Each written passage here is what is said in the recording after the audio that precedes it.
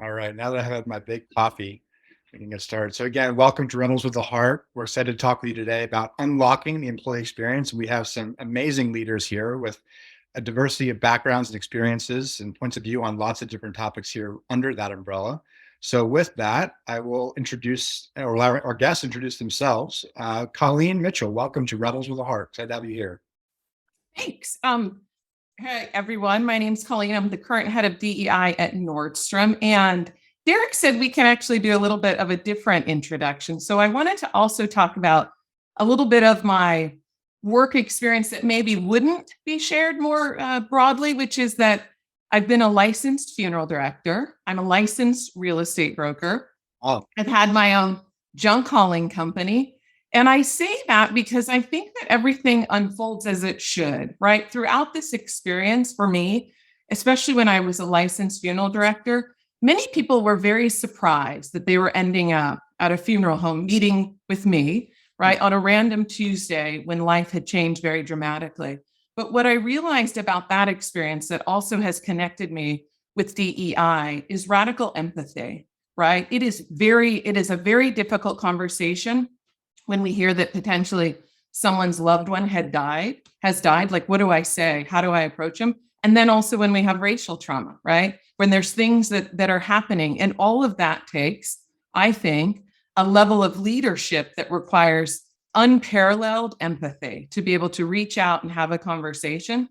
So that's my introduction. I also lived in San Diego with my wife 22 years. We haven't been married for 22 years because we had to be granted that right in the United States of America. So, and then we have a Labradoodle Scout and our cat, Kitty Kitty. So that's my introduction. welcome, Colleen. I love that introduction. Definitely off the beaten path of our introductions, and that's a fun way to start. We're going to come back to some of the topics that you mentioned. So coming over to you, Donald Knight, welcome to Rebels with a Heart. Hey, first, thanks for having me, Derek. I don't know why you put me after Colleen. That's a hard act to follow. But I will say, Colleen, I might need you to talk to my wife, Ashley, because I want a Labradoodle. And Scout sounds pretty impressive. So we'll figure out how we can get you to help influence my family. Donald Knight, I get the opportunity to serve as Chief People Officer for Greenhouse Software. People always ask, Donald, what is Greenhouse Software? It's hiring software. We power some of the most amazing companies in the entire world and really helping them really unlock people's potential. And so the way I kind of view my job is every day, that's my job. How do I unlock the potential of greenies all over the world? And I really get to focus on really two things. The first one is, how do I remove barriers that get into their way? And then the second one is, how do I continue to help them grow? And so when we're looking at this landscape called the workplace and the future of work, and what does that even look like from an employee experience perspective, all those things really focus on the big idea. Inclusion happens when diversity, equity, and allyship are present. And for me, the root word of allyship is all. And so one of the ways that I'm able to build bridges with all people is through ice cream. I'm a big ice cream enthusiast. I have met Jenny from Jenny's. I have met Jerry Greenfield from Ben & Jerry's. People ask me all the time, what's my favorite flavor? My favorite flavor right now is pancakes and waffles at Jenny's. Go get it. I get no promo code, so I can't help you get a discount. And my favorite job in the entire world is being Dalen's dad, who is my 12-year-old in 6th grade. So I'm happy to be here, happy to be a part of this all-star panel, and excited for the questions you may have. Awesome. Well, welcome, Donald. It's going to be fun to have some ice cream together in the near future. And coming to you, Tracy Layney, welcome to Rebels of the Heart. Hey, everybody. So nice to be here with all of you in this wonderful panel. And Derek, thank you for having all of us. Love. I know we're going to have a great conversation. Super excited. And now I'm thinking about ice cream. So, and it's not even lunchtime here. So, and I do love Jenny's. Like, Jenny's is awesome. So, so if you ever get a discount code, I would like it, please, Donald. Anyway, Tracy Layney, I am the Chief HR Officer for Levi Strauss, as you can probably see by what's behind me, based here in San Francisco. I won't give you my resume. You guys can all go to LinkedIn and see it, but have basically managed to build a life here in the Bay Area for the better part of 25 years. And I have the illustrious honor of getting to lead the people function for an iconic company, an iconic brand that has been at the heart of culture and really around the world now for almost 170 years. In fact, if you pay attention at all to our advertising right now, we are in the middle of celebrating the 150th anniversary, birthday, if you will, of the 501. really the first and iconic piece of that I'm sure a lot of you have in your closets.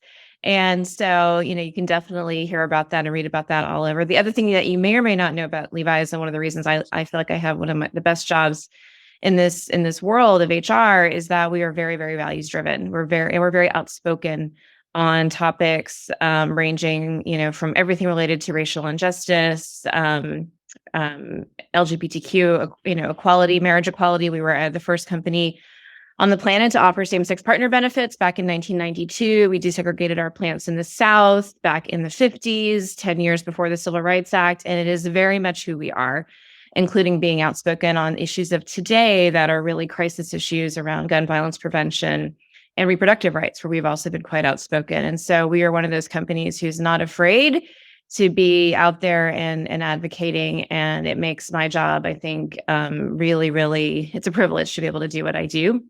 I also, just a couple of fun facts. I started a week into the pandemic. I just had my 3rd-year anniversary with the company. So it's certainly been an interesting time. But again, navigating these last few years of crisis, it's just been a privilege to be able to do that for such an iconic company. And on the personal front, again, I mentioned I'm not from here originally, but I've managed to build a life here for almost 3 decades, married to my husband for 26 years, and really, really relating to what Colleen said about meeting people where they are, leading with empathy, which I know we're going to talk about and I think it's important, and I love that everyone has shared their personal narrative. Right now, what's going on for me, I had a big milestone birthday a few weeks ago, and my only child was about to leave for college in a few months. So I'm very much in a life transition at this moment of imagining what this next chapter might be for me and my husband. I'm very happy that our cat Ollie isn't going anywhere and he's still going to be home with us. But I'm also ready to launch my son, who's ready to launch for sure, Noah, in a few months. And yet that's also not easy after you've been parenting this person for 18 years. So that's also very much top of mind and what I'm kind of living day to day as I come into this conversation. Amazing. Thank you for sharing. And thank you. Congratulations as well on the milestones on so many different levels. So, and raising awareness and advocacy on a number of those topics personally, as well as what we're going to talk about today in our conversation. And again, for our audience, I'm Derek Lundsten. I'm the host of Rebels with a Heart. It's been an honor and privilege to do this. And I'm also the president and chief culture officer of LifeGuides, which is a platform that connects people who have been through life experiences, events, and challenges to be mentors and guides for those going through those same experiences, really operationalizing empathy and compassion and wisdom sharing at scale. So with that, we're going to transition to our conversation. And since we do have a very diverse audience on this call as well, and the session is about employee experience, I would like each of you to really define what that word means to you in the current state of the business world, because that has evolved significantly over the last 3 years. And I believe we're continuing to evolve right now. And so I'd love to hear your perspective on what that means right now, either to you personally or as you look at your work. What is employee experience in this moment, in the now of work? I'll jump in if that's okay. Please. Yeah. Because I think it dovetails even off of our introductions. I love, and Colleen, thank you for leading by example of talking about things that we normally wouldn't have talked about in our introduction. Maybe, right? We might. There's usually one line in our biography, that says maybe our marriage or relationship, where we live, children, whatever, maybe pets. But I think that I think for a long time I've been in HR most all my career. And I think for a long time, we would define employee life cycle as, you go hire somebody, they join, you onboard them, you develop them, you pay them, you promote them, maybe you exit them, maybe you have a holistic look at the journey. And that still exists in HR. It's still a lot of how work gets done. But I think the last 3 years, if anything, they've shown us is that we need to approach the whole person and really understand what's going on for employees holistically, right? That the employee experience, I think it started with just us, a lot of us, not all, because a lot of our employees still were going to, a restaurant every day or a store every day or, warehouse every day. But for employees who were in corporate jobs, who started working from home, we realized that life and work got completely blended, right? We'd see pets barking in the background or meowing in the background, or people putting their kids on Zoom school or someone's spouse in the background or roommate. And it just took down all those, barriers between work and personal life. And I feel like those barriers have been artificial all along, right? We come to work every day carrying all the things that, we might have dealt with at home that morning or that we're worried about in the world, right? Given what's been going on in the world these last 3 years. And so I do think as we think about employee experience, it needs to be much more holistic. It is providing, what as an employer can I do to help an employee no matter what they're going through at that moment? How as a manager or a leader do I understand, okay, this is what's going on for Derek right now. This is what's going on for Donald right now, right? This is specific as opposed to just here's what you do as a manager, right? And so I think this notion of leading with empathy, and where does empathy start? Empathy starts with understanding of what's going on for every individual. I think that's really changing the way we talk about employee experience. A little bit less of the life cycle, the programs, things like that. Again, those still have a place, but because we still want people to have robust careers and we need to pay them and things like that. But I also think it's about understanding where everybody is and meeting them where they are and understanding what's happening in the world, either for them individually or for all of us collectively, that is also impacting them. And and again, having empathy be at the heart of experience. Well And said. when I think about this, I think about the deaggregation of the data, right? Because I identify as three things. So I identify as, well, more than that, but these are the things that would come through Workday: a woman, a Black woman, and then also a lesbian. But it's like, I'm actually feeling my age a lot right now, right? And so that's a whole nother thing about my experience that I'm like, oh, my glasses, I got to hold things differently, right? So for me, when we think about the employee experience, I'm thinking about what does that look like and how are we differentiating it?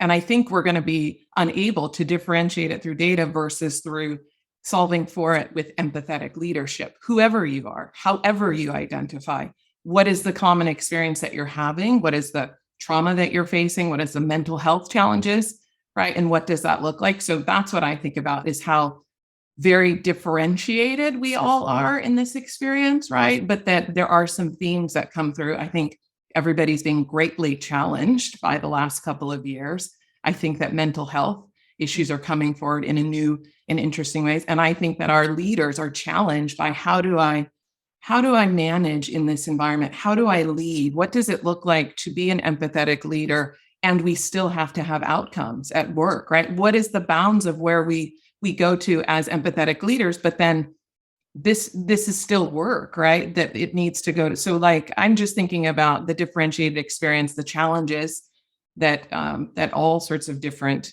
individuals and employees are facing, and the challenge that that's putting on leaders as well in this time. Yeah, I would echo the same sentiments as Tracy and Colleen. This might be controversial, so I'll apologize in advance. So the rebels, Donald, go for it. Bring it.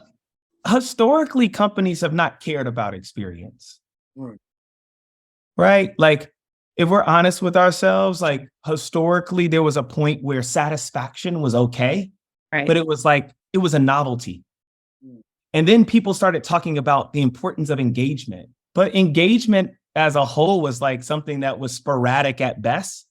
And people had different levels of engagement depending on, to your point, Colleen, what different boxes did I check in the Workday system, or what boxes do I qualify for in my HRIS? And I think what we're seeing now is it's not enough. Engagement and satisfaction are no longer enough. People want to be fulfilled, and companies who care about the experiences of not just their employees. Let's start with their candidates. Are you lying to candidates? Are you living up to these values that you say you want to do? I believe there's two great companies that all companies can learn from: Levi, Nordstrom's. Levi says quality never goes out of style. When it comes to the experience, give them a quality experience. I don't care if they're an employee or they're a candidate. Give them a quality experience. Promise you, it'll never go out of style. People will continue to apply to your companies. People will continue to want to give their time, talent, and treasure to your companies. Then I go to Nordstrom's. Nordstrom says, passionately exceed expectations. What a novel idea. All of us should be figuring out, how do we exceed the expectations of the employees at our organization? How do we exceed the expectations or the first impressions of candidates looking to potentially join our organization? We do those two things, people will feel fulfilled. But historically, we have not done those things because it has not been as important. Or I think sometimes that we believe that it's important, but we struggle to operationalize it Agreed. as well, right? So I think that when you do have a servant leadership team, right, absolutely want to do the right thing, but how do we operationalize that? What does that look like? I think that sometimes is a disconnect or a struggle, right? As because we're really trying to operationalize empathy. And Right. what does this look like, right? And then also performance manage against that. So that's an interesting thing. What does that look like? How does that show up at scale? So perfect transition to my next question, because you've already given voice to that now a couple of times, Colleen, and love your enthusiasm, Donald. But how are we dealing with this kind of chasm of, we expect leaders now to lead with empathy and compassion. Companies have not trained or equipped managers necessarily to do that. Many leaders don't have the skills necessarily in the business context, or they philosophically struggle with that because, to your point, they've been focused on performance and outcomes for the last 3 decades. And for the last 2 years, now there's a shift. And it's been radically kind of thrust upon them. How are you managing through that? How are you leading through that? What are you doing to address that in your roles? Because I think, you all are, to Donald's point, leading the charge. I know many companies are really struggling with this. What advice or lessons can you share with others that are going through this? Well, we have the total and complete solution. We're not sharing it. We're going to be a case study. Just kidding. We have it all figured out. Just want to let you know the book is coming out. It is not. Awesome. We are on the journey, and we're doing the work as we speak, and we are trying to figure it out. It's a lot of benchmarking that we're trying to see like, because some of this work, it is somebody doing it well. What do those outcomes look like, right? So some of the key metrics that I think across HR, we're looking for engagement, right? We're looking for reduced attrition, but to what's difficult, we don't have the solution. So we're on the journey and we're doing the work. What I think is difficult though, and Donald, you talked about a little bit, is that we have all these different data points, but are they pointing to the right thing? So you could have so sometimes we see you have an incredibly empathetic, amazing manager, deeply inclusive, but the manager can't solve for compensation. It cannot solve for flexibility of schedule. It can't solve for, it's not easy to get things done around here, which reminds me of, like, let's say you're dating someone, you have really great time, but like they just can't make the money. So they're not the marrying time. So you got to go marry somebody else. Like, I think these are some of the challenges that we face, is that if you have empathetic leaders that are sitting in a system that can't support it, then we still see that employees are making choices that they have to make to pay their bills or where they can achieve their career outcomes. So I don't have a perfect answer for that one. We're trying to figure it out along the way. So, Colleen, I would just jump in because you're totally right. And I think the way that we've approached it, and again, we are far from perfect, also on the journey, right, is literally thinking about it systemically. And I would say there's some 3 buckets we think about it, right? Empathetic leadership. One is what you just said. How do you make, and what you asked about, Derek, how do you help train, for lack of a better word, leaders to lead with empathy, right? How do you help them understand, to come from a place of inquiry, to come from a place of understanding what's happening, not doing a one size fits all approach, right? And so one thing we did early in the pandemic, and now it was a little bit of a Band-Aid. We're now going back and really diving deeper into manager capability, right? Because I would say, just let's not kid ourselves. This is an advanced capability. And if we're being, again, brutally honest with ourselves, with very few exceptions of companies who've been doing this for a long time, most of us don't even have great manager training to begin with. We weren't great about having managers hold teams accountable, set goals, give regular coaching and feedback. I mean, things we would have all considered the basics 3 or 4 or 5 years ago. I would have given us not very high marks, even at LS & Co. And certainly now we're saying, okay, now do all that with empathy and caring and not one size fits all and all these other things, right? That's a tall order. So this is a multi-year journey to build leadership, and then, from sort of the baseline frontline manager all the way through executives, right? That's real. And I think we should be very eyes wide open about that, what that requires.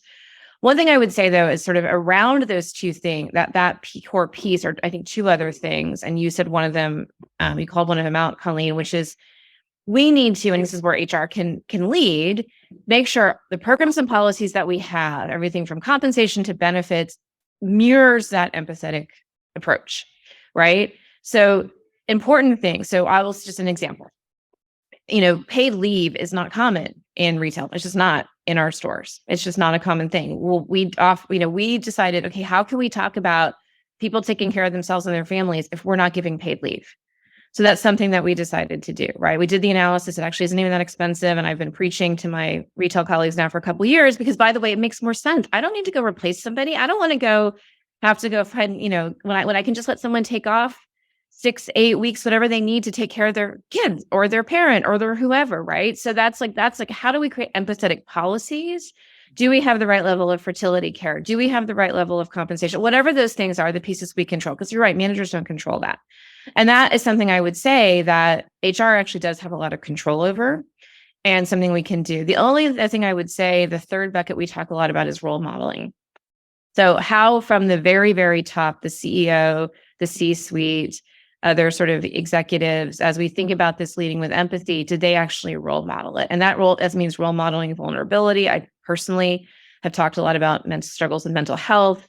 I've talked, my team has talked about that. Very senior people have written about that, because I think it also then gives people permission to also be more disclosive of what's going on for them, right? We talk about things like racial trauma. We talk about things like, in light of, unfortunately, the never-ending series of bad things that happen in the world, how do we go to the employee population and say, if you're in pain from the AAPI hate that we are seeing, if you're in pain from, I was fill in the blanks, then we hear you, we're here for you. And we even, sometimes offered sessions on that with therapists and stuff like that. So there's just pieces that I think all those things have to sync. And that's what being a leader, but that is not easy. Let me just be really clear. That is not easy. That's a multi-year effort. It probably doesn't actually stop, right? It probably just keeps going because unfortunately the challenges keep emerging. But that's what I think really being committed is, but it's not being afraid to say, okay, we have to tackle all aspects of this challenge to create an environment that actually employees feel their experience is one of empathy. I totally agree. I'm gonna go off cuff here for a little bit. So Colleen and Tracy, I have not asked you this question before, but we're live, so let's just do it. I know you'll answer. Do it. Questions are done. They're closed. Thank you so much, Donald. They just ended at 11:22. There we go. Who was your favorite teacher growing up, Colleen? My favorite teacher growing up would probably, I don't know if they were, a very pivotal teacher for me growing up was my freshman year of college, my finance professor, and I got a D in finance, a D+, and I ended up getting a finance degree because the way in which he pushed us to do present value equations without calculators, he was most pivotal because now I have an understanding of P&Ls, but he was most pivotal. Earlier on, it was probably a different teacher, Mrs. Taniguchi. I loved her as well in first grade. She used to always say, come on in, the water's just fine. I loved it. Nice. And Tracy, who was your favorite teacher growing up? So now you've been with him at college. I have a mentor that was like, I walked into his class, my first freshman year English class. I became an English major too. And he divided, his name is Alphil Reese, and he's still at my alma mater. And he divided the class into half. And we'd had to read a pretty short piece for our very first class freshman year. And I had moved across the country. This is all before the internet, as I'm sure you guys can do the math. Given I just told you I had a milestone birthday, showed up to college sight unseen because we didn't have any money for me to visit. And I was a total Did you have to use a pay phone or did you have a flip phone? I just need to get the right. Oh, no. We're in well into the early 90s. There were no flip phones. I mean, maybe a rich person had a phone in their car, but not me. And again, I was a Pell Grant kid in college. So literally showed up sight unseen. Walk into I think it might have been my very first class, and he divides the class in half and he says, okay, we're going to have a debate. And that's actually how I ran every class. And it was about literature, but it was and so you have to take this position A, position B, and here's how you discuss and debate and analyze. And I ended up staying with him all 4 years and became his teaching assistant and research assistant and all the whole things. And that had a huge, huge impact on me. I love it. So I didn't ask you that question in advance. Derek might get mad at me, but the reason I asked you the question is because I believe the best way to teach these things is through the eyes of my son, Dalen. So my son, Dalen, believes that the greatest CEOs on the planet are your favorite teachers. And the reason why is because as a learner, the reason we remember our favorite teachers, even though we didn't talk about them earlier, you probably didn't even wake up thinking about these individuals, but the reason why we remember them is because they did 3 things for us. They allowed us to be seen. They allowed us to be valued. They allowed us to be heard. And it never fails, regardless of who I talk to, ever since he pointed this out to me, is that, like leadership is the same way. Like our favorite leaders are like our favorite teachers. They see us, whether we're struggling or not, and they push us to be our full potential. They still value who we are as a person, regardless if we're always crushing it or if we're not crushing it all the time. And they always allow us to be heard. And so when I think about like leaders, to your point, Derek, around the question around employee experience, what I believe is like, there's these human skills that we've told humans not to demonstrate or even go work on, that these teachers have been doing all the time. Teachers have to demonstrate vulnerability. Teachers have to demonstrate empathy. And your favorite teacher demonstrates a certain level of trust. Mm-hmm. If we as leaders start to develop those human skills, if we go back and we look at how are we training our folks and trying to figure out how do we teach those skills? How do we harness those skills? How do we encourage those skills? I think what will end up happening is in workplaces, people all over the world will start to feel like they're seen, they're valued, and they're heard. And to me, that's where people truly are able to say, this is an amazing experience. They'll be able to point out, oh, I remember when I worked for Colleen or I worked for Tracy. And yeah, they pushed me, but I'm better because of it, because they felt seen, valued, and heard because of the folks that were vulnerable, the folks that demonstrated empathy, and the folks that demonstrated trust. So for me, I try to root my experiences with people through that lens. So shout outs to my son, Dalen. He's the reason I connected that dot. Well, I got to give a huge shout out to Dalen too, and to you, Donald, because I often talk about my leadership philosophy, and I always struggle because I tend to think of it from a parenting model, which can get a little tricky in a work environment, but it really is a teaching model, right? Because as parents, that's what we do too. Because I like to think, basically exactly what you said, which is set high expectations, right? And leading with empathy is not about not having really, really high expectations to be, a world-class business that delivers to our customers and our employees and our shareholders, or to have a world-class HR team or any of our teams, right? High expectations, but with a ton of nurturing. Yeah. How do I support you? How do I remove barriers? How do I see you? How do I see what you need? How might that change over time? And it's this nurturing / expectations mix, which is also what I think great teachers do. So I appreciate that analogy, because now I will use that instead of parenting, which can be a little tricky, but I also believe it's a great parenting philosophy too. Absolutely. Beautifully said by both of you. And I'll also echo something we've been talking about at LifeGuides and with Rebels of the Heart for years, what you just described. All of those attributes make up what we call cultures of caring, right? Fundamentally, it's the entire environment you actually are caring, and that fosters all these different elements and attributes that we're talking about, and that we can bring a caring environment to the workplace. You care in so many different dimensions, and you care about each individual person and their uniqueness, their unique skills, their unique contributions, their unique needs. And that's part of it. And so with that, we can keep going in this path, but I have another question for each of you, or all of you. And I'm actually going to give you a choice, because we can go down one of two different paths, and I think they will shift the tone of the conversation depending on where we go. So you guys can decide where we go with this one. So, and they're based on what you've already said. So on the one hand, we talk about these different elements and the uniqueness of the employee experience. And there's a shift now towards personalization and how we really make, and this has been happening forever, but it's really happening now because of the role that data can play, and because of the focus that we're putting right now into addressing the unique needs of each member of your team and how that forms the collective. On the other side of the question, the other path, if you will, we can talk about the fact that this has been ongoing change, ongoing transitions, ongoing trauma, quote unquote, in so many different ways in our society and in our business and in our personal lives for the last 3 years, which just continues to happen week after week after week. It just feels like it's never ending. We can go down one of those two paths. How are you addressing personalization, or how are you addressing the space to give people the chance to heal, to work together, to make change? You pick. Those are the two paths. And you all have the wisdom here. So we can't talk about pancake and waffle ice cream. Those are like, you were like, let's solve this either or. Yeah. I can go either way. I will allow it to whoever else wants to riff on any of those. I'm a little inclined to talk about just the really reals of what we're dealing with. Not to say that personalization is not important. I think we've touched on that a little bit, but And I'm actually more curious to hear Colleen and Donald's perspective on sort of, I mean, we started just transparency before we got on the call live, I think, talking a little bit about the unrelenting and seemingly getting worse epidemic of gun violence in the United States. Like I don't even know. I'm at a loss for words to even talk about it.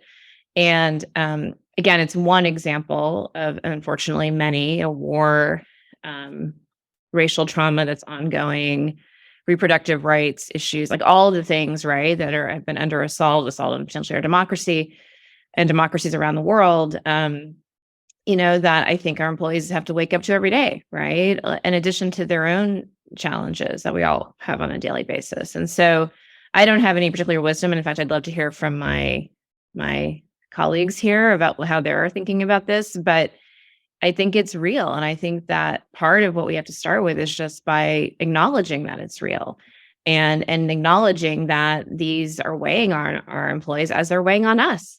Yeah. And therefore, how do we not pretend that it's somehow business as usual and it's back to 2019? Not that things were perfect in 2019. Let me be very clear.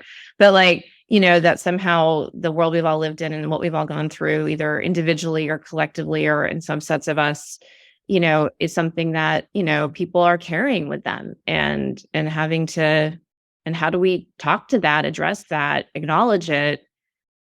And is there a place for companies to respond? I think that's the real question. Okay. Donald, do you want to go there? Does that feel like the place you'd like to proceed? Sure. We can go there. I believe that rebellion is positive innovation.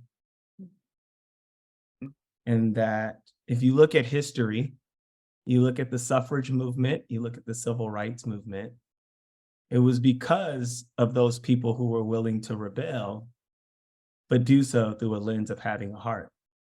Mm-hmm. And if I look at humanity as a whole, right, just the history of humans on this planet, and if each page represented roughly around 250 years, the book didn't really start getting interesting until page 999. Mm-hmm. We're probably on page 1000 right now. And I recognize that being on the planet with each of you at this time allows us the opportunity to do two things. It allows us the opportunity to have to face unprecedented traumas, unprecedented headwinds, and equally at the same time, it creates an opportunity for us to rebel with a heart.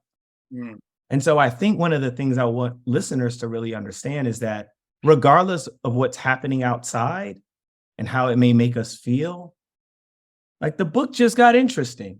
Mm-hmm. And we have an opportunity to really figure out, how do we want to contribute to said book?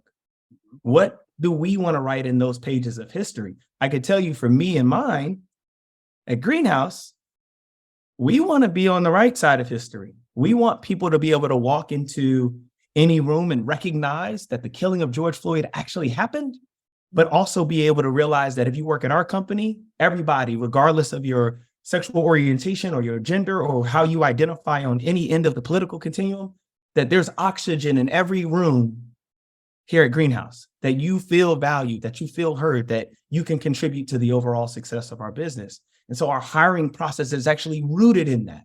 It's rooted in helping you see our values at work. But that's how we're writing it. We're trying to figure out, how do we help other companies unlock their potential? That's how we're writing it. It also means, though, that we respond when we see some of these things that happen outside of the proverbial workplace, because the reality is the pandemic accelerated this idea that people are not necessarily leaving their homes and still positively contributing to people's workplace. And so companies that don't take a stance on commenting or providing some level of encouragement or empathy or support for those individuals, to me, I think that's a lost opportunity. I'll tell you about this phenomenal person on my team, and then I'll shut up. I have a phenomenal person on my team named Minji Liu, and Minji is actually based out of LA. I don't believe Minji is on this call, so when they play this back, Minji will probably be mad that I put her on the spot. This is cool though. When I was interviewing Minji, she's our director of development. She said to me, she said, the reason I'm interested in joining Greenhouse is actually less to do with the impact you're making or the customers that you have. Like, you got cool customers, that's cool. That's not what I'm looking for. She said, I only want to work at purpose-led companies moving forward. And the powerful thing that she said is that she saw that we had made a statement publicly on LinkedIn around shootings that happened in LA and how it impacted the Asian Pacific Islander community. And she said, it told me everything I need to know about Greenhouse. If you're willing to make that stance publicly, then privately, I believe this will be a safe space for me to contribute and to grow. That's what I think is missing right now in a lot of companies. And so my hope is that after listening to Tracy, after listening to Colleen, that the other rebels with the heart that may be considering, is it worth, the social capital that it may take to be bold and courageous with your leaders?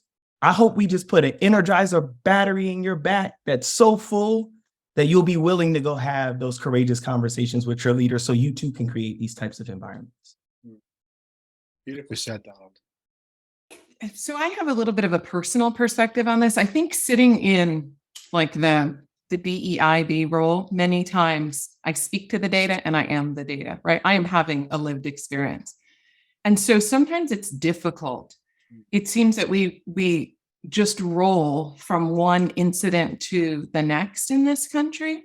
And I really had to center within myself, what does it look like to protect my own peace? Like, am I able to turn off my cell phone over the weekend and decide not to watch whatever's looping on CNN or others, right? And then come back. And then the obligation to check in on others, right? Like when we're talking about empathetic leaders, I also want to say that it requires, it assumes that I'm coming from a whole and complete place to then be able to, that my cup is filled, right?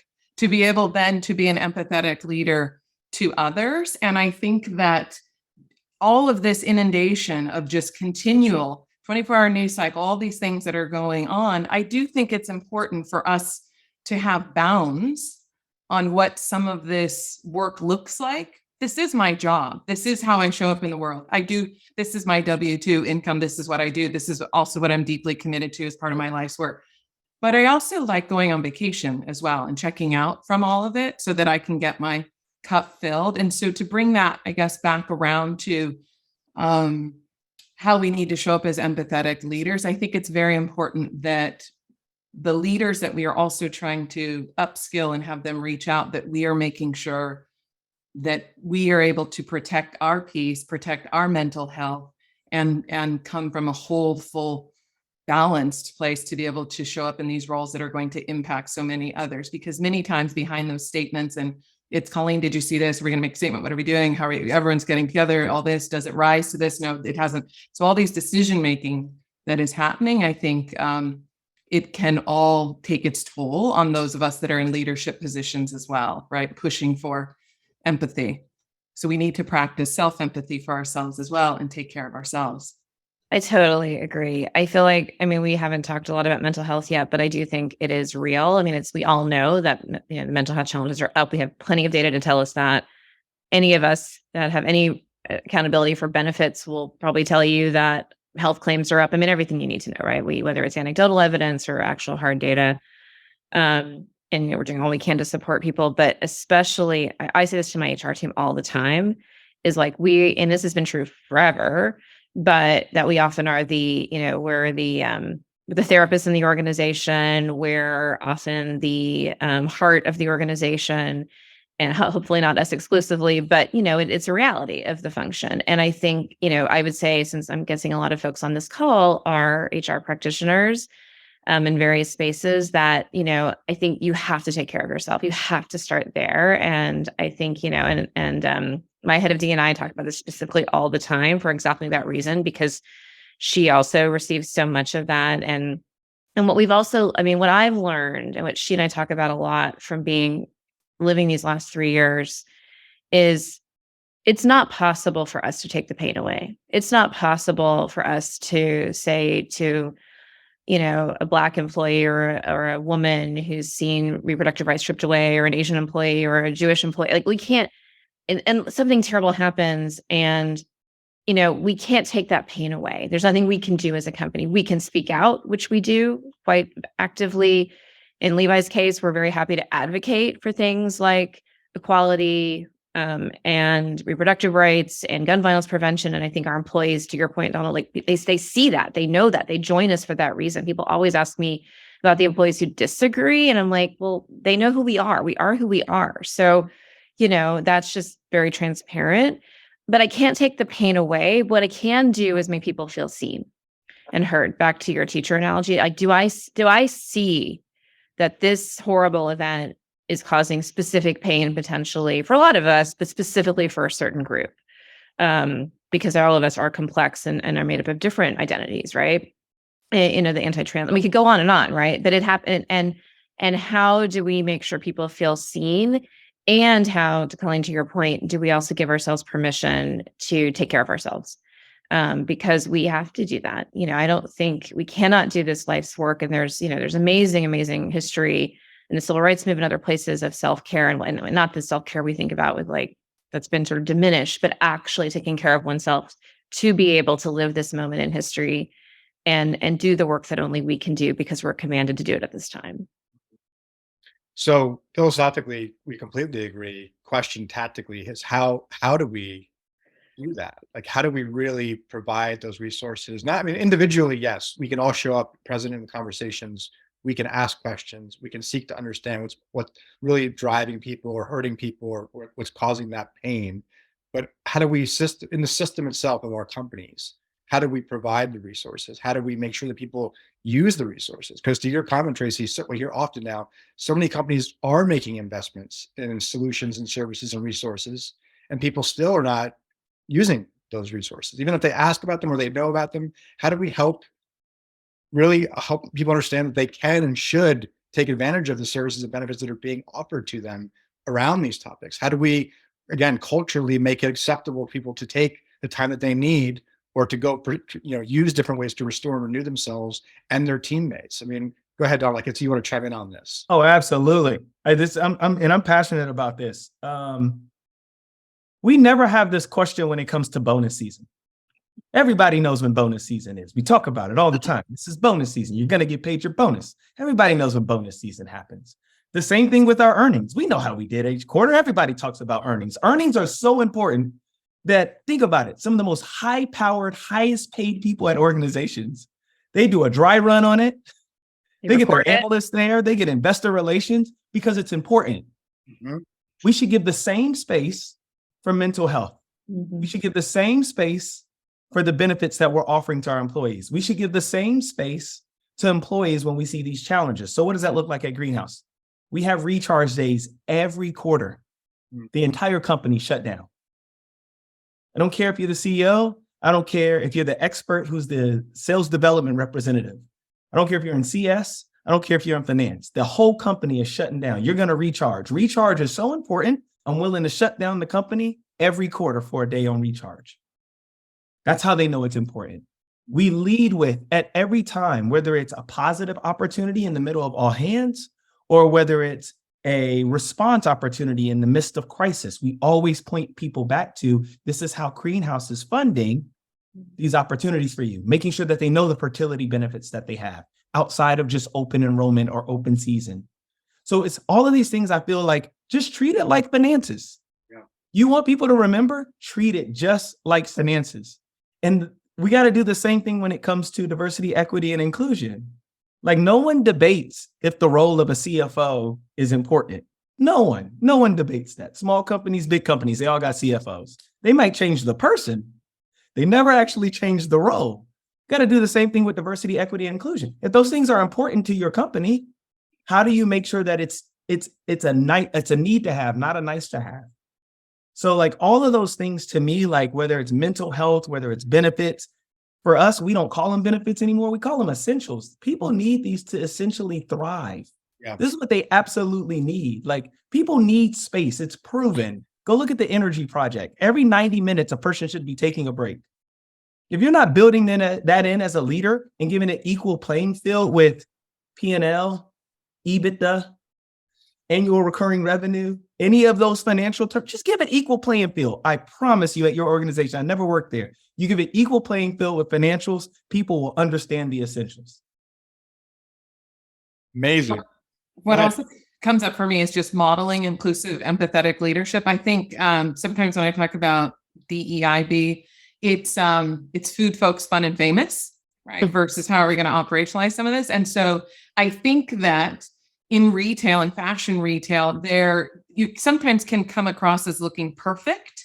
And I think it's very then important for our leaders. We have an inverted pyramid, a servant leadership model, so that our more senior leaders, we may look good and feel our best, but that we're able to say, I was a little nervous about that meeting, that we break the veneer on the perfection, that perfection's not an option. Everyone's playing injured or slightly broken or had to get out of bed this morning. So I think that this is kind of what Tracy talked about as well, is having our most senior leaders being able to talk about with authenticity some of the different challenges or things that they're facing in a very authentic way, which then creates the space, as Donald said, the breathing room in rooms for me to be able also then to show up authentically, right? The perfection's not an option. Everyone else around the table is not perfect, right? And so then I can show up as myself as well and learn and grow and feel safe to do so and have that level of belonging.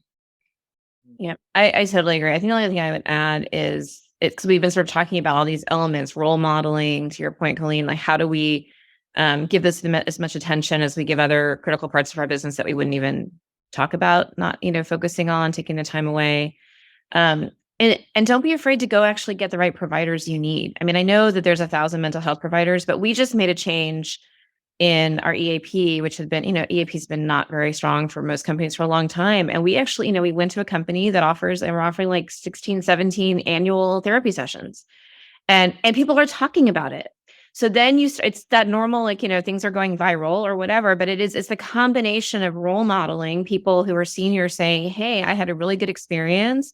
And what I love is that I've also as a woman, I'm talking to women, as a person of color, I'm talking to a person of color, because we specifically went with a provider who had a very, very diverse provider base. And people are talking about it, and they're talking really openly about it. So that's kind of amazing, right? Because then it just gets more people to use it. Because you're right. I mean, Derek, it is a barrier, right? It's a barrier for lots of people. But we know, for instance, like finding professional therapy is a huge barrier for the average person, for everybody, right? In the world we live in, there's a shortage. We don't have enough diverse talent. There's all this stuff, but we've made it as easy as possible. And then we talk about it. And that's a super tactical example, but it can be done. And we just did this in January, and I can't even tell you the amount of how the metrics have completely flipped and how many people are using it because they need it, right? So we're literally just meeting an employee need, but a need that had been chronically unmet for a long time. So again, I go back to, there's a lot within the control, even of HR, that can change things that will really, really help people and provide, an invaluable service to them. Well said. So bridging these points together, and actually I was at a conference last week called Compassion 2.0. We were talking about a number of these different elements. And one of the questions that came up was, are there new metrics? Are there different metrics that we should be looking at right now to really examine, are we creating compassionate, empathetic organizations, teams, and cultures, right? How would we do that differently than we've done it? Like, we need to do it. Is there a way that you all are doing that now, looking at different types of data than you ever looked at before, to see that you're actually moving the needle in this respect? So I know that this, I would not call this wildly different, but I'll give an example because we just closed it. We actually we've been trying to do more real-time engagement, fine. But we've actually made a very specific inclusion survey that is unrelated to broad engagement, right? We still do the broad engagement metrics, and I know we can continue to get better at those. There's limitations to them. We all talk about that. We know that. But specifically looking at, with a pretty interesting set of questions, do people really feel like they're included in the company? Like, do they really see themselves? So they're sort of, do I see myself? Do I feel like I can be myself? Do I bring my authentic self to work? And those are the questions, but that's sort of what we're getting at. And again, it's not revolutionary by any stretch, but what we are doing that's different is we're actually carving it out and doing it, not just as part of a broader, let's see, how do people feel about their job, right? Or how do people feel about their compensation, or whatever the other things that people still ask. And again, I think it's meaningful, right? And we do think, we take that at the macro level, we take it at the micro level, and we then adjust accordingly, right? We identify things like, do we have a psychological safety issue? Do we have a microaggressions issue? Do we have, and then we have a bunch of other feedback mechanisms that do that. And we use all of that to inform things like we do annual diversity training. And we have focused on what we've heard from the organization around, we think we have a microaggression challenge here. We think we have again, psychological safety. Those are just the last two that we've done. The team organization could use some education on pronouns or whatever we think, but and a lot of it is rooted in this feedback mechanism we put in place. Again, it's not perfect, but at least it's saying we actually value this so much. We're going to ask you about this, specifically about belonging and how inclusive you feel in the organization. So that's just a little bit of I'd say a different flavor of how to get feedback from the organization. Tracy, I like that.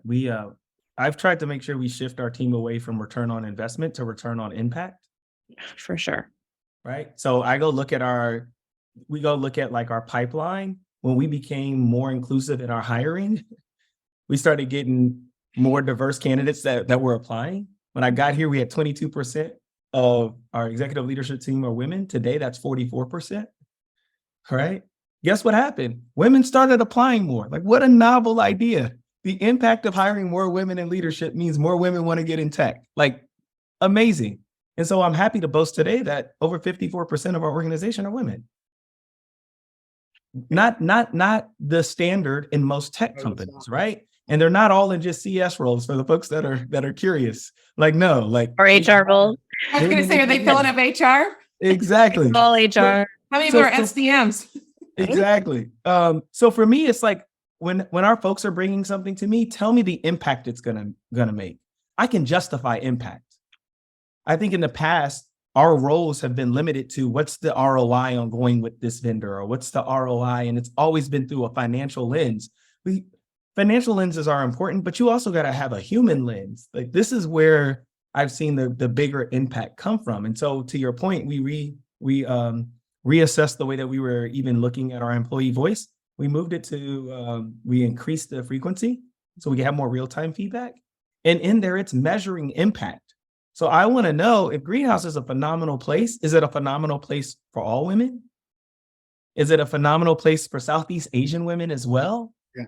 Mm-hmm. And so looking at that data to figure out, okay, what actions are we going to take to help positively impact everyone? Those things are the things that are most important. Well, how are you defining impact, or how is Greenhouse defining impact? Because there's so many, you could break that down different ways, but I mean, is there an element that you use to define that? It's a great question. I think the impact for us has been led thus far through the lens of the employee. I mean, they're our greatest asset. And so when we looked at, take something like our sabbatical program, Derek, like, it was 7 years, 7 weeks. Wasn't enough. People were burning out before then. It's great to have 7 weeks sabbatical, 7 years, 7 weeks sabbatical at 7 years. They got to make it there though. Yeah. What we found is the average person was burning out around four years. Yeah. So that's what we did. Now you got 4 weeks at 4 years.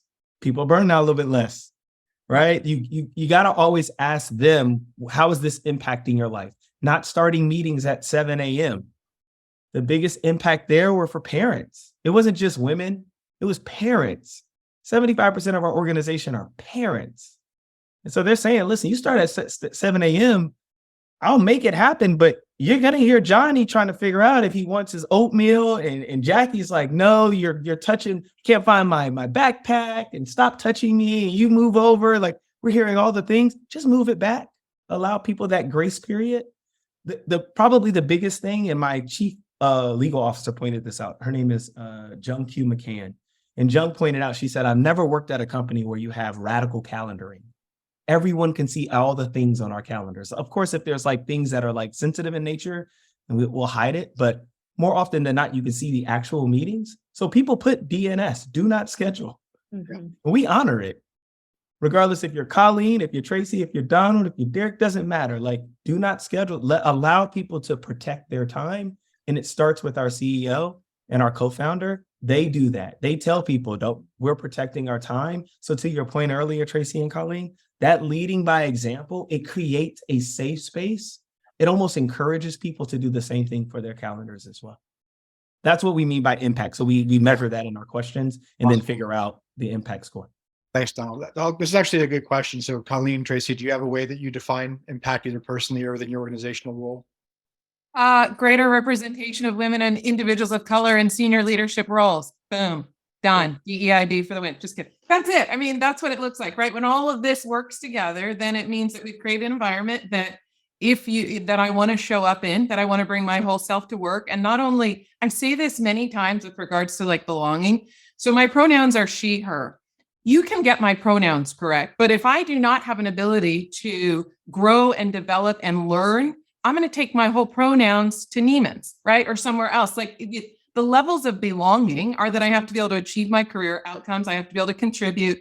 There are different levels of this that are required. So outcomes. Yeah, that's it. That's what it looks like, is that we have lower levels of attrition, that we're able to retain top talent in our organization, that it's a diverse representation of talent, and they're in senior decision-making roles. So that's what impact looks like from a DEI lens. Totally. And by the way, we've tied all of our executive compensation to these actual outcomes. So representation goals over the course of 3 years for the specific groups we identify, which is women at senior leadership. We're very, very heavily women across the company, but like not so much at senior leadership, as well as Black and Hispanic Latinx employees in the US, because unfortunately we can't collect, ethnicity data outside the US, but we know that's a huge issue in our corporate teams, right? Again, if you look at, we're very retail, we have DCs, very, very diverse, but it was a huge issue. And in 2020, as all companies, a lot of companies were revealing what was working and not working, we were really transparent. This is not good enough. So we've set 3-year tied to the top 100 people's compensation is the representation goals. And the secondary is the inclusion survey. That's why we're doing it, because it has to be, as you just described, Colleen, it has to be about, not only am I invited to the party, but, am I seen and am I, do I want to stay at the party, right? Do I want to be here? Am I fully able to be myself no matter, it's not just about representation, it's also about belonging. And so those are, we're holding our top 100 executives accountable for that. And this will be the first year that we round that 3-year cycle, and we'll get evaluated on that. So there's teeth too. Excellent. Well, I look forward to hearing the results of that, Tracy. And with that, it's hard to believe, but we're at the end of our time together today. As always, Rebels of the Heart has flown by. Thank you to each of you for sharing your wisdom, your brilliance, and your heart. And I'm so grateful that you're out in the world doing the work that you are doing, and that we're doing it together. And just want to officially welcome you as members of the Rebels of the Heart community. And thank you for your time and contribution to all the people that you serve. And I wish you a blessed day. And to our guests, thank you as always for joining us for, I think this is our 37th or 38th installment of Rebels with a Heart. So we're just going to keep this rolling. So thank you. Have an amazing day. We'll see you next time. Awesome. Thanks Thank for you. having us. That Thanks, was fun. Derek. Thanks, guys. So much fun.